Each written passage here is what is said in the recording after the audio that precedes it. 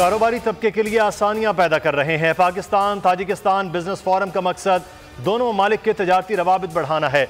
वजीर आज़म इमरान खान का दोशंबे में खिताब, कहा ताजिकिस्तान की बिजनेस कम्युनिटी को सरमाया की दावत देते हैं, दोनों ममालिक को तजारत से फायदा होगा।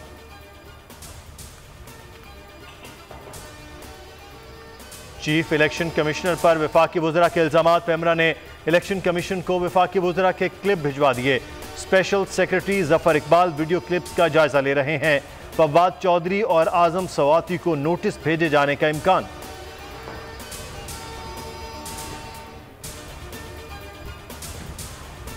अपोजिशन में हो तो पेट्रोल महंगा, हुकूमत में हो तो सब ठीक। पेट्रोलियम मसनूआत में इजाफे के सवाल पर असद उमर जवाब गोल कर गए। वजीर इत्तलात कहते हैं तेल बाहर से खरीदेंगे तो कीमतें बढ़ेंगी। पेट्रोल की कीमत खित्ते में अब भी सबसे कम है।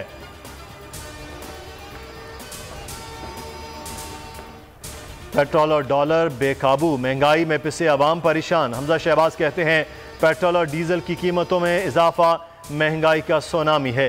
तब्दीली का सब्ज बाग पाकिस्तान को बहुत महंगा पड़ रहा है।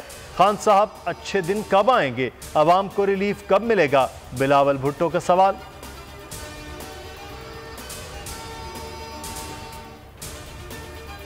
डॉलर पर काबू पाने के लिए स्टेट बैंक की मदाखलत। इंटरबैंक में ₹1.22 नीचे आ गया। अमरीकी करेंसी 167 रुपए 90 पैसे हो गई। गुज़श्ता रोज डॉलर बुलंद सतह 169 रुपए 12 पैसे पर बंद हुआ था।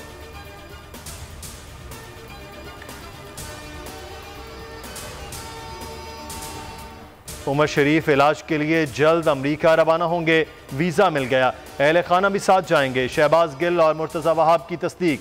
एहलिया ज़रीन गज़ल ने बोल न्यूज़ से गुफ्तगू में वज़ीर आज़म का शुक्रिया अदा किया। कहा उमर शरीफ की सेहत बेहतर है, सफ़र के काबिल हैं।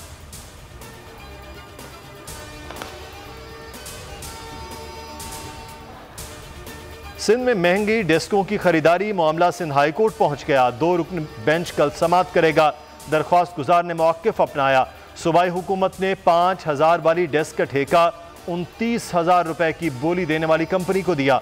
जिम्मेदारों के खिलाफ कार्रवाई की इस्तेदा।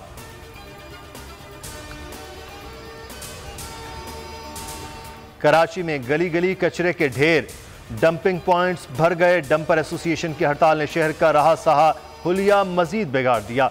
कचरा उठाने का काम बंद, चीनी कंपनी कचरा उठाने में मसरूफ।